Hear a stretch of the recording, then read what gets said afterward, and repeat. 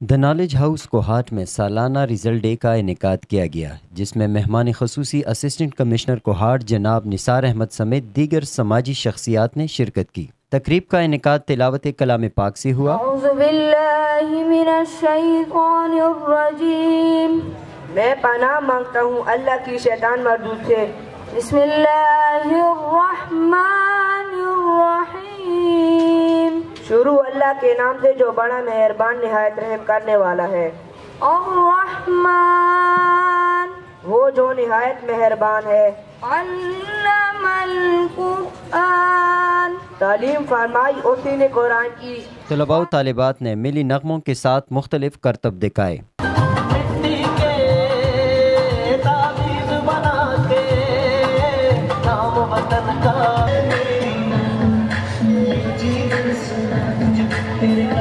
طلباء و طالبات نے بہترین انداز میں ٹیبلو پیش کیے۔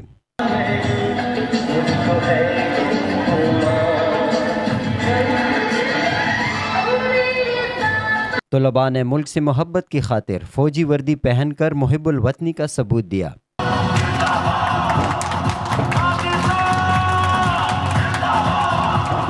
موبائل لینے اور شادی کرنے کے بعد ایک ہی بات کا افسوس رہ جاتا ہے کہ تھوڑا صبر کر لیتے تو اچھا ماڈل مل جاتا۔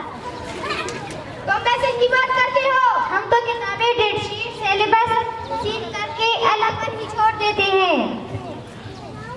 مشاہدے سے ثابت ہوا کہ موبائل کی چارجنگ اور عورتوں کی شاپنگ کبھی پوری نہیں ہوتی۔ طلباء و طالبات کی بہترین کارکردگی نے تمام آنے والے مہمانوں کو اپنی طرف مائل کیا۔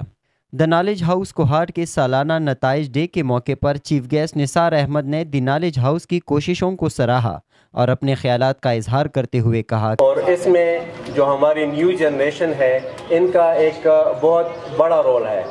یہ بچے جوان ہوں گے، ان لوگوں نے پھر آگے جو ہے اس مملکت کی باغ ڈور سنبھالنی ہے۔ تو ہم اساتذہ کرام ماشاءاللہ یہ تعلیم و تربیت دونوں پہ کام کرتے ہیں، اس پہ ہمیں کوئی شک نہیں ہے، اور امید بھی یہی ہے کہ ہم نالج ڈیلیور کرنے کے ساتھ ساتھ ان بچوں کی تربیت بھی کریں کہ یہ لوگ اس مملکت کو جس طرح ہم اپنے گھر کے لیے کرتے ہیں، ہر طرح کی محنت اس مملکت کے لیے بھی ہم سب مل کے محنت کریں، اس مملکت کی تعمیر میں اپنا کردار ادا کریں۔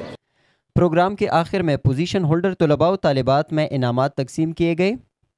آخر میں دی نالج ہاؤس کے انتظامیہ نے تمام آنے والے مہمانوں کا شکریہ ادا کیا۔ آج کی اس شاندار تقریب کے منعقد کرنے میں میں اساتذہ کرام کا بھی شکریہ ادا کرتا ہوں اور بچوں کا بھی کہ جنہوں نے بھرپور طریقے سے اس میں شرکت کی اور اس کو کامیاب بنایا، اور یہ صرف انہی کی وجہ سے ممکن تھی۔ اور جتنے بھی بچے جن کو آج ایوارڈز مل رہے ہیں تو میں ان کو بھی مبارکباد دیتا ہوں کہ وہ یہ ان کی محنت کا ثمر ہے۔